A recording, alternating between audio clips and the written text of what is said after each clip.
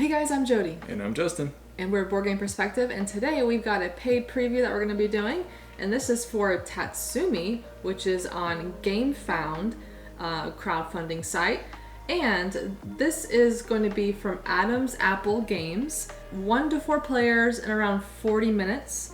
The designer is Jeremy Rosenhart, and this is, like I said, on GameFound right now, and we'll put the link in the description below so you can easily go to that page.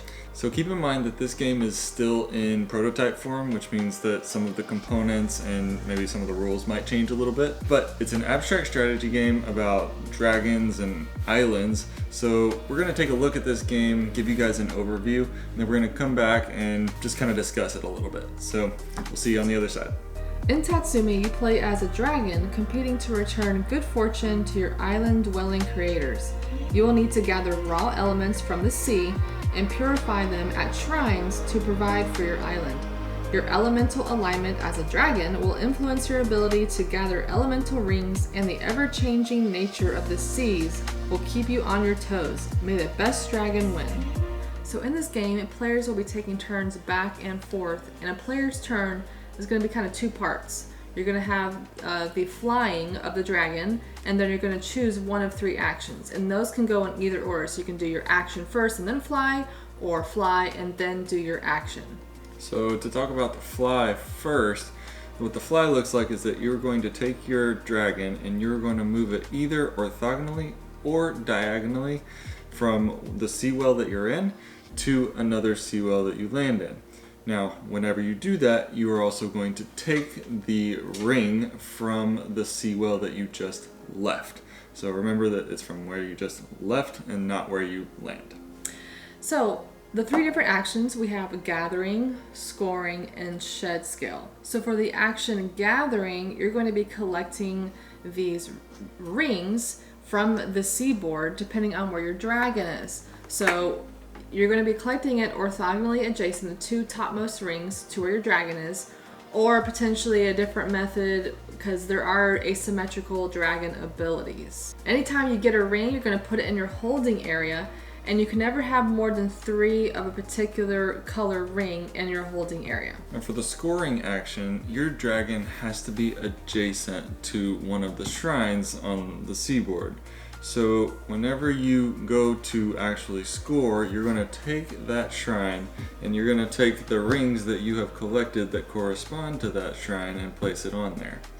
Now at the end of your turn, you're going to take those rings, you're going to put that onto your island, and whenever you first start putting rings onto your island, it has to start on the perimeter, and you're going to have to start it on the color of one of the elemental markings on your island.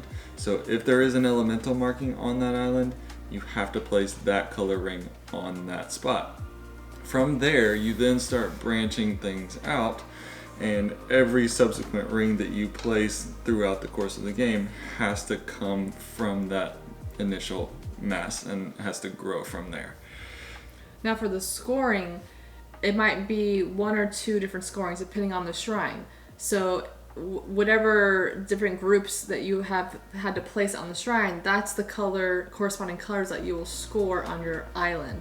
So what you're going to do is for each of the things on your shrine, each of the different colors or the one color, you're going to find the largest connected group on your island and score that. So you're just going to count up all of the ones that are connected of that color, and that's how many points you will score for that scoring action. And the last action you can take is shed scale. And this is where you're going to place one of your scales onto the different sanctuary cards. And there's going to be 3 out there, and they're different: the reef, forest, and the mountain.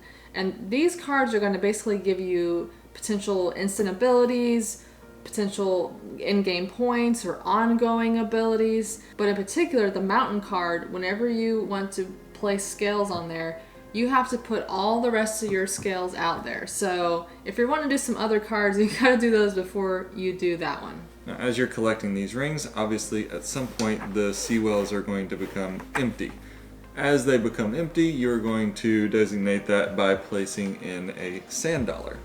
And that happens to be kind of the main way the game is going to end. Players are going to keep taking turns back and forth, And once all of the sand dollars have been dropped into the vacant seawells, that will trigger the end of the game. And there's also this scenario where if someone cannot legally place a ring on their island, that will also trigger the end of the game. Now there's a couple of different in-game scoring things. One of the main ones being you will score points for how many elemental markings of the different colors you have covered on your island board. And it'll be, what is it, 1, 3, 6, or 10 points, depending if you covered one. If you cover 1, you get 1 point. If you Yeah. cover 2, you get 3 points. If you cover 3, you get 6 points. And if you cover 4, you get 10 points. And you do that process for all of the different color rings. And then you can also get some points from the sanctuary cards. So with the reef card, you get 1 point per scale that's on that card. And if you have the most, you'll get an extra 4 points. And then there might be some other in-game points from the forest cards, depending on what card is used for the game. And as mentioned earlier, there are asymmetric dragon gathering abilities. For instance, the Fire Breath, you can claim the topmost ring from the 2 nearest unguarded seawells in a straight line, skipping vacant seawells along that line. Now in this game, there are 2 sides to the island boards. There's the basic side that everyone can play with, but there's also asymmetric sides. And the asymmetric islands have different things you have to consider while playing. For the Inyo Island, you must maintain a balance of rings between the light and dark areas, within plus or minus 1 ring if odd number of rings. For the Whirlwind Island, once a ring is placed on a clearing with an arrow, then all other ring placements on clearings with arrows must follow contiguous clockwise placement. For the Burning Island, when placing rings, you may not place a ring directly across a burned connection. And for the Waterfall Island, all 1 clearings must be filled before 2 clearings, and all 2 clearings must be filled before 3 clearings. This game also does offer a solo mode that has different components and cards and different rules, but we're not solo gamers, so we did not try that. So now we're going to talk about some of the aspects of the game or some of the mechanisms, and if any of that piques your interest, then definitely check this game out on GameFound. So, like we said, this is an abstract strategy game. It didn't seem too hard to learn. I feel like it's a lighter abstract strategy, nothing overly complex. Yeah, it wasn't long, but it had this kind of a puzzly feel to it. And you also had to take into account there are a few different ways, not a lot of different ways, but a few different ways to score points. So there's different things that you can do. Yeah, there's like one main way to score during the game. There's a couple ways to score at the end of the game. Now, with this game, there are some of these asymmetric islands that we talked about. Now, this is the same company who did Planet Unknown, and we're both fans of Planet Unknown. And that game is really known for a lot of the different planet maps that they had that you can use with asymmetric things. And I think it's really cool how all of those maps, like there's different things you can do, and it's just really interesting.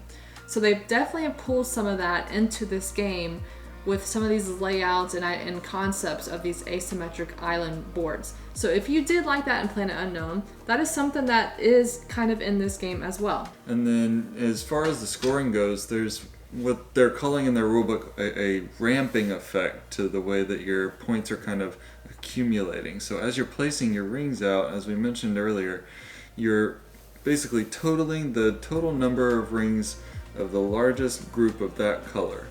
And anytime you add to that in subsequent scoring rounds, you add that whole group together. So you've got this kind of ramping up effect all throughout the game. If you play it well. If you kind of think about it and play like well. He does. I don't do well with the ramping effect. I mean, it does increase for me, but like I'm not the best. You're just too good at these games. If you focus on 1 or 2 colors, that's the key. So there's definitely kind of that tile placement feel as well. I mean, it's obviously not tiles, or we're dealing with rings here, but it has that feeling of tile placement if you like that. So if any of that we discussed sounds interesting to you, then go ahead and check this one out. This is on GameFound. We'll leave the link in the description below. And thanks so much, Adams Apple Games, for sponsoring this video. And thanks, guys, for watching. We'll see you on the next one.